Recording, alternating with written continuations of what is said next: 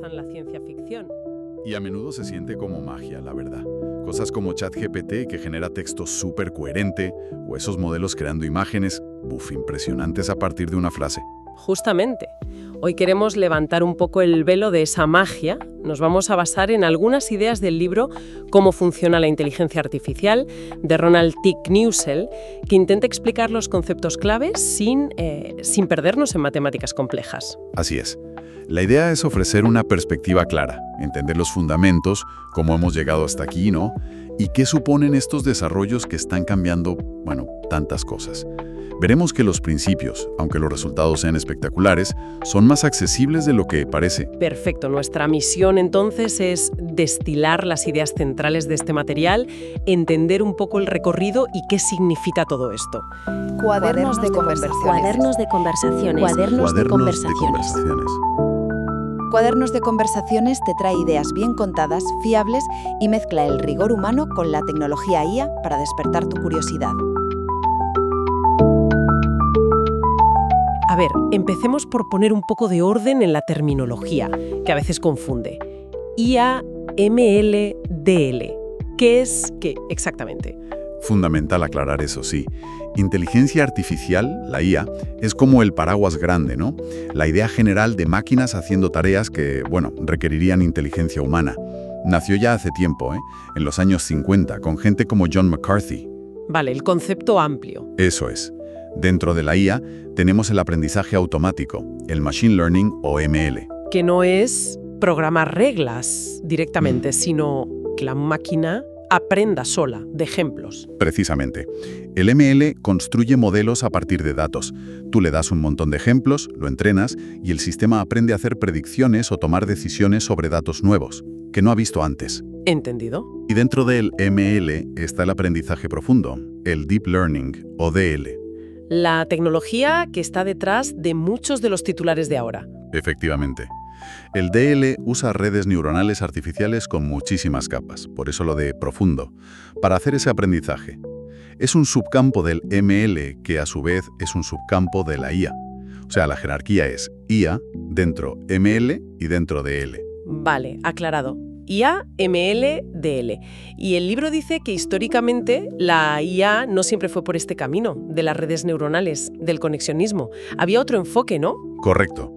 Estaba la IA simbólica, que intentaba, replicar la inteligencia manipulando símbolos, reglas lógicas. Un enfoque más desde arriba, ¿sabes? Como intentar programar el razonamiento. Algo así. Y luego el conexionismo, basado en redes de unidades simples, conectadas, como las neuronas. Más desde abajo. Y sí, durante mucho tiempo la IA simbólica fue la que dominó el campo. Aunque las ideas sobre máquinas que calculan o piensan vienen de muy atrás. Pienso en Ada Lovelace en el siglo XIX, ya imaginando el potencial de las máquinas de Babbage. O Alan Turing, claro, con su test en los 50. Figuras claves, sin duda. Lovelace, la primera programadora, y Turing planteando preguntas fundamentales. Pero el camino no fue recto, Hubo épocas de parón, los famosos inviernos de la IA.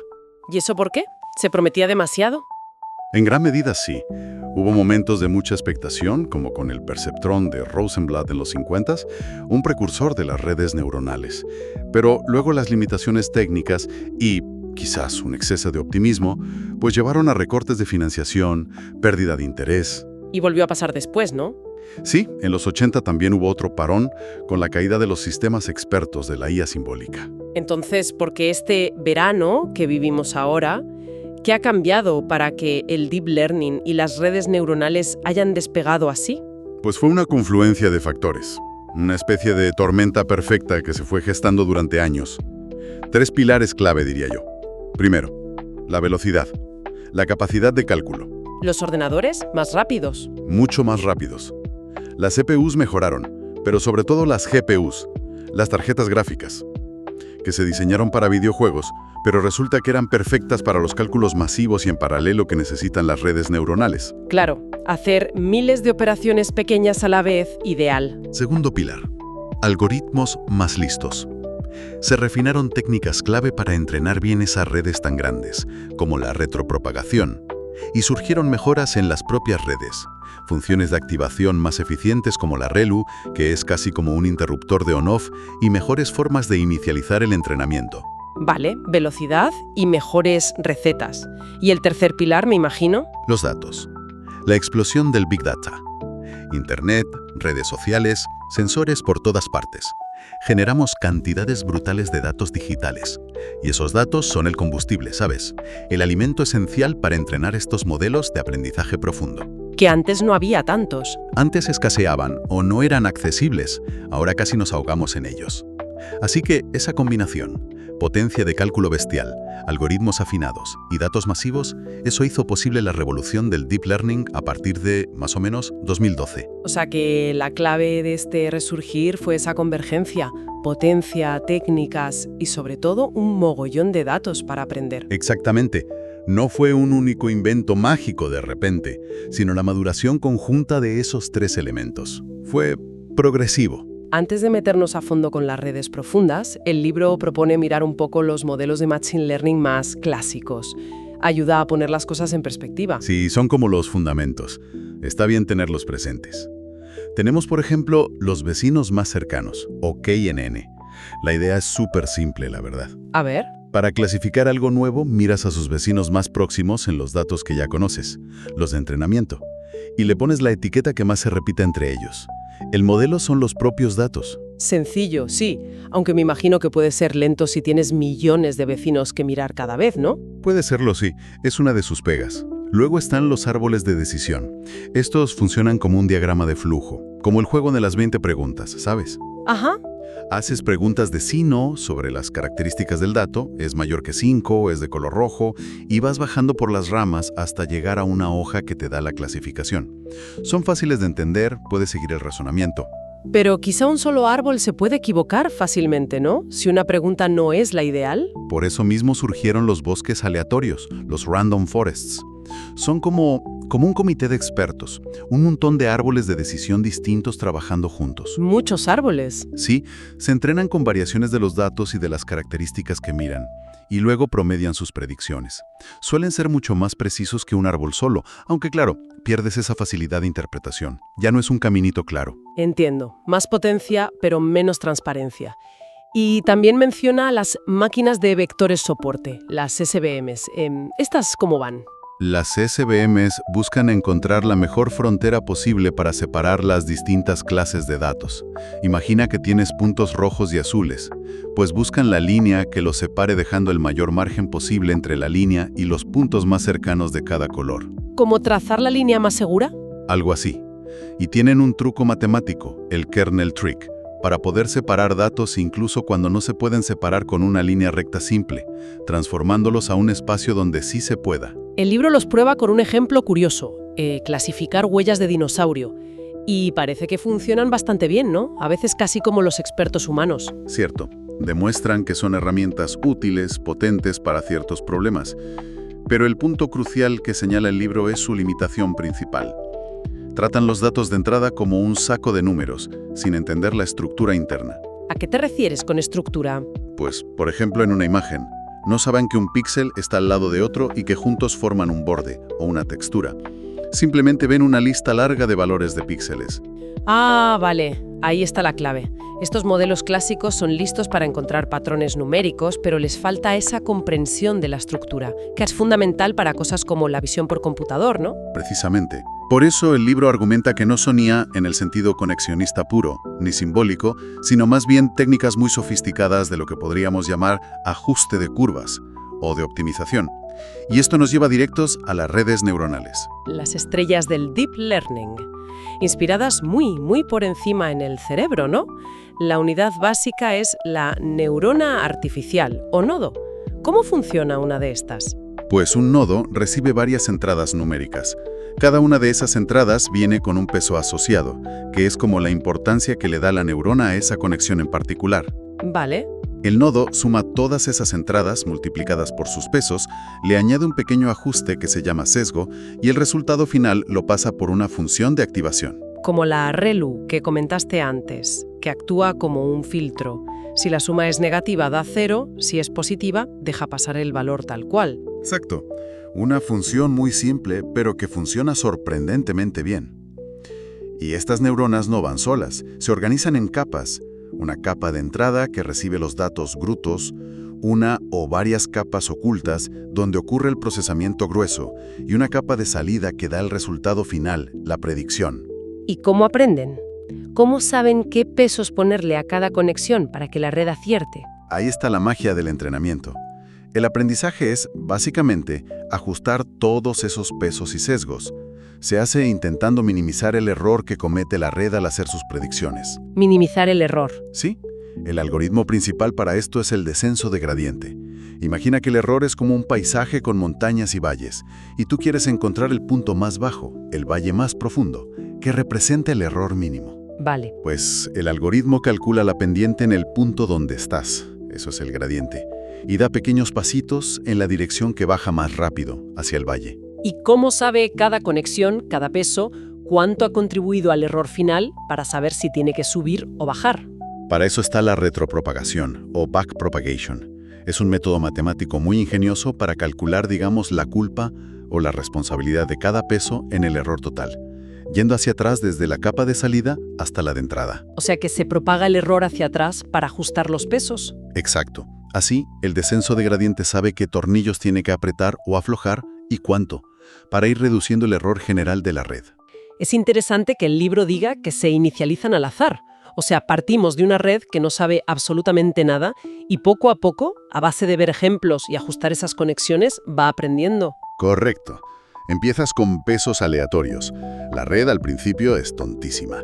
Y para ser eficientes con la burrada de datos que se usan hoy en día, no se calcula el gradiente con todos los datos de golpe, sino con pequeños lotes, los mini batches.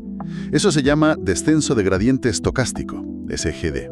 Estocástico por los lotes. Sí, y curiosamente, esa aleatoriedad de los lotes ayuda a que el proceso no se quede atascado en un valle, que no sea el más profundo de todos, lo que se llama un mínimo local. Le da como empujoncitos para seguir explorando. El punto clave aquí, entonces, es que estas redes, al ajustar miles o millones de conexiones entre neuronas muy simples, pueden aprender patrones increíblemente complejos y captar estructuras en los datos que los modelos clásicos no podían. Así es. Incluso una red neuronal simple, de las normalitas, ya mostraba una ligera ventaja en el ejemplo ese de las huellas de dinosaurio. Pero claro, el verdadero salto cualitativo vino con arquitecturas de red más especializadas. Y aquí entramos de lleno en las redes neuronales convolucionales, las CNNs, las que, según parece, revolucionaron la visión por computador allá por 2012. ¿Qué tienen de especial para poder ver tan bien? Su genialidad, y esto es clave, es que, a diferencia de las redes que vimos antes, sí entienden y explotan la estructura espacial de las imágenes. Piensa en cómo vemos nosotros. No vemos píxeles sueltos. Detectamos primero cosas locales, ¿no? Bordes, texturas, formas simples, y luego combinamos eso. Vale, ¿y las CNNs hacen algo parecido? Análogo, sí. Utilizan una operación matemática llamada convolución. Imagina que tienes pequeños filtros, como si fueran lupas detectoras, que se van deslizando por toda la imagen. Filtros. Sí, cada filtro está especializado en detectar un patrón local muy específico. Un borde vertical aquí, una esquina allá, una textura concreta, un cambio de color. Son como mini detectores de características. Entiendo. Y combinan capas de estos filtros con otras capas que se llaman de agrupamiento o pooling, que básicamente resumen la información en pequeñas regiones. Esto hace que el modelo sea más eficiente y, sobre todo, más robusto a pequeñas variaciones. Si el ojo del gato está un píxel más a la derecha, el modelo lo sigue reconociendo. O sea, capas que detectan patrones locales, capas que resumen y simplifican, una y otra vez construyendo una comprensión cada vez más compleja de la imagen. Exactamente. Vas pasando de detectar bordes simples en las primeras capas a detectar partes de objetos, ojos, ruedas, en capas intermedias y objetos completos al final. Y lo más asombroso es que la red aprende por sí misma qué filtros son los más útiles durante el entrenamiento. No se los programas tú. Es aprendizaje de extremo a extremo. El libro lo ilustra muy bien con el dataset Cifar 10, esas fotos pequeñitas de coches, pájaros, etc. Mientras los modelos anteriores fallaban muchísimo, una CNN simple baja el error de forma brutal. La diferencia es abismal. Claramente. El gran avance de las CNNs fue enseñar a las máquinas a ver de una forma mucho más parecida como lo hacemos nosotros, analizando patrones de forma jerárquica y aprovechando la estructura espacial. Un antes y un después. Y de reconocer imágenes a crearlas. Ahí entramos en la IA generativa, otro boom reciente. El libro menciona dos enfoques principales. Sí, por un lado las redes generativas antagónicas, las famosas GANs, que fueron una revolución a partir de 2014 o así. El concepto es fascinante, la verdad. Son dos redes compitiendo entre sí. Un duelo, una red que intenta crear cosas falsas y otra que intenta pillarla. Exacto. Tienes una red generadora que intenta crear datos falsas, por ejemplo, imágenes de caras que no existen, y una red discriminadora que intenta distinguir las imágenes falsas de las reales. Y al competir, mejoran las dos. Justo, la generadora aprende a hacer falsificaciones cada vez mejores para engañar a la discriminadora, y la discriminadora se vuelve cada vez más lista detectando los fallos. Al final del proceso, si todo va bien, la generadora es capaz de crear imágenes nuevas súper realistas. Suena ingenioso. Y el otro enfoque, que es más reciente, pero parece muy potente ahora, son los modelos de difusión. ¿Estos cómo funcionan? ¿Cuál es su estrategia? Es una idea distinta, sí. Entrenan una red para hacer justo lo contrario de añadir ruido a una imagen. Imagina que coges una foto y le vas metiendo ruido, píxeles aleatorios, paso a paso, hasta que es solo ruido irreconocible. Vale. Pues el modelo de difusión aprende a revertir ese proceso. Le das una imagen con ruido y aprende a predecir cuál es el ruido que se le añadió, para poder quitarlo y obtener una versión un poquito más limpia. O sea, aprende a limpiar el ruido. Y para generar una imagen nueva desde cero, empieza con ruido puro y lo va limpiando paso a paso. Justo eso. Empiezas con una imagen que es puro ruido aleatorio y aplicas el modelo de limpieza una y otra vez. En cada paso, quita un poquito de ruido guiado por lo que ha aprendido sobre cómo son las imágenes reales del conjunto de entrenamiento, hasta que, como por arte de magia, emerge una imagen coherente y detallada. Y lo interesante es que ambos tipos de modelos, GANs y difusión, pueden ser condicionales, ¿no? Que no solo crean cosas al azar, sino que les puedes pedir algo concreto. Exacto. Se les puede dar una guía. A una GAN le puedes pedir, genera un número 7 en lugar de cualquier número. Y a un modelo de difusión, como los famosos Stable Diffusion o Midjourney, le das una descripción en texto. Un astronauta montando a caballo en la luna. Y guía todo ese proceso de limpieza de ruido para que la imagen final se ajuste a tu texto. Es la base del text-to-image que tanto vemos ahora. El punto clave aquí es que la IA pasó de solo analizar o clasificar a poder también crear contenido nuevo, original y a menudo sorprendente, ya sea imitando la realidad o siguiendo nuestras indicaciones. Un salto cualitativo enorme, sí. De entender a crear. Y eso nos lleva directos al fenómeno más reciente y que más ha dado que hablar. Otoño de 2022 llega ChatGPT y explotan los grandes modelos lingüísticos, los LLMs. El libro llega a sugerir que esto podría ser, ojo, el amanecer de la verdadera IA. ¿Por qué tanto impacto? ¿Qué tienen de especial? Pues porque estos modelos, que se entrenan con cantidades de texto absolutamente demenciales, no solo generan lenguaje que parece escrito por un humano, increíblemente fluido, coherente, creativo a veces, sino que empiezan a mostrar lo que llaman capacidades emergentes. Capacidades emergentes. ¿Qué significa eso? Habilidades que no se programaron directamente, que nadie les enseñó de forma explícita, sino que parecen, surgir espontáneamente cuando el modelo es suficientemente grande y ha visto suficientes datos. ¿Cómo qué tipo de habilidades? El libro da ejemplos que son, bastante sorprendentes. Pues mira, capacidad de razonamiento lógico, para resolver acertijos bastante complejos, resolución de problemas de probabilidad que requieren varios pasos, e incluso programación. GPT-4, por ejemplo, fue capaz de generar código funcional en lenguajes súper antiguos y específicos como AppleSoft Basic o ensamblador del 6502, lo que sugiere una comprensión que va más allá de simplemente repetir patrones que ha visto. También mencionan eso del aprendizaje en contexto, que aprenden cosas nuevas directamente de la conversación, sin necesidad de volver a entrenar todo el modelo. La tecnología clave detrás de todo esto, dice, es la arquitectura Transformer. Sí, introducida en 2017 con un paper que tenía un título genial. Attention is all you need. La atención es todo lo que necesitas. Su gran innovación fue el mecanismo de atención. ¿Atención? Permite al modelo, cuando va a generar la siguiente palabra, ponderar la importancia de todas las palabras anteriores en el texto de entrada, sin importar lo lejos que estén. Es como si pudiera prestar atención a las partes más relevantes del contexto, aunque estén muchas frases atrás. Esto superó las limitaciones de modelos anteriores que perdían el hilo en textos largos. Y claro, entrenados con casi todo Internet. Con cantidades ingentes de texto de Internet, libros, código, sí. Aprenden gramática, estilo, muchísimos datos sobre el mundo. De ahí sacan ese conocimiento general. Luego normalmente se afinan para tareas más específicas y, muy importante, se alinean con valores humanos. Alinearlos. ¿Cómo? Usando técnicas como el RLHF, aprendizaje por refuerzo desde retroalimentación humana. Básicamente, personas evaluan las respuestas del modelo, indicando cuáles son mejores, más útiles, más seguras, y el modelo aprende a preferir ese tipo de respuestas. Es clave para que sean útiles y no digan barbaridades. Pero no son perfectos, ¿eh? El libro habla de las alucinaciones, que se inventan cosas. Totalmente.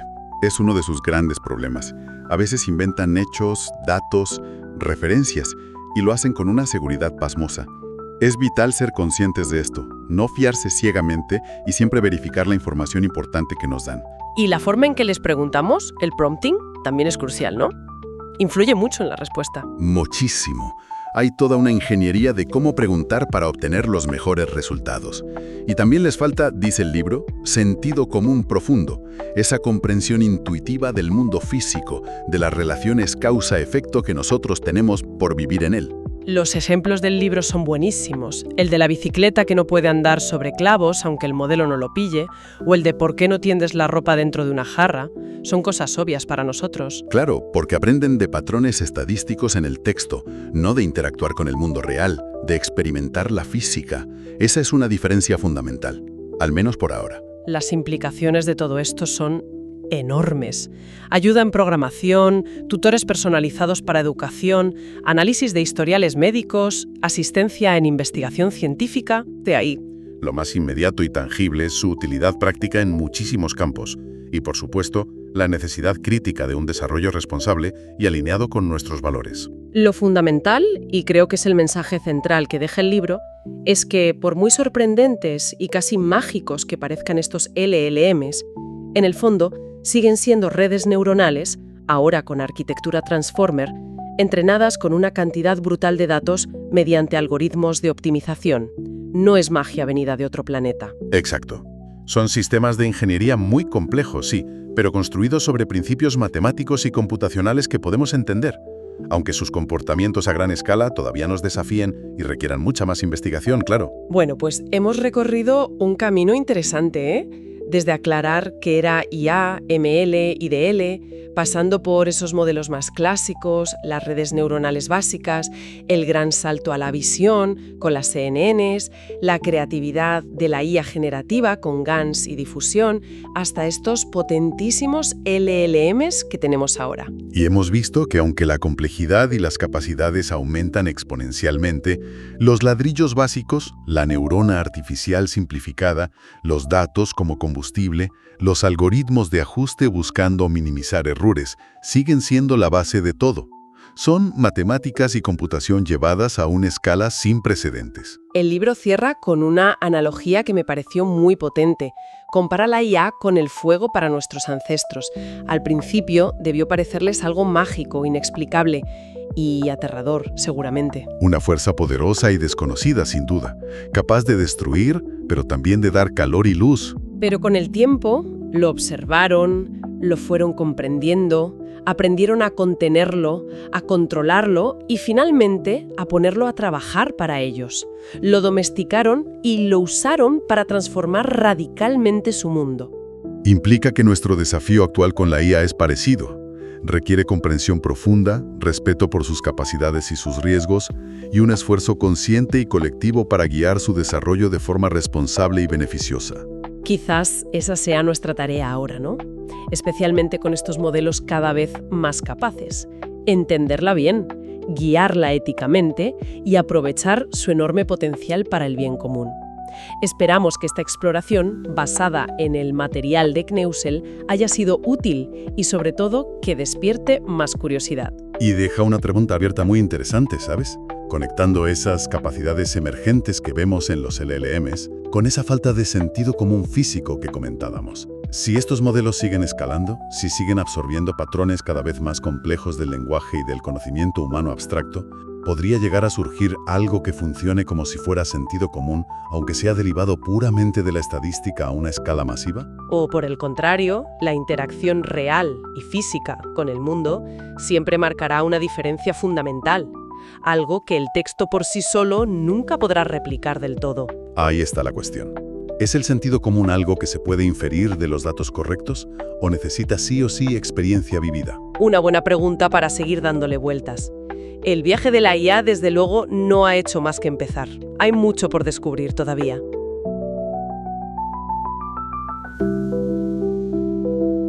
Cuadernos de conversaciones.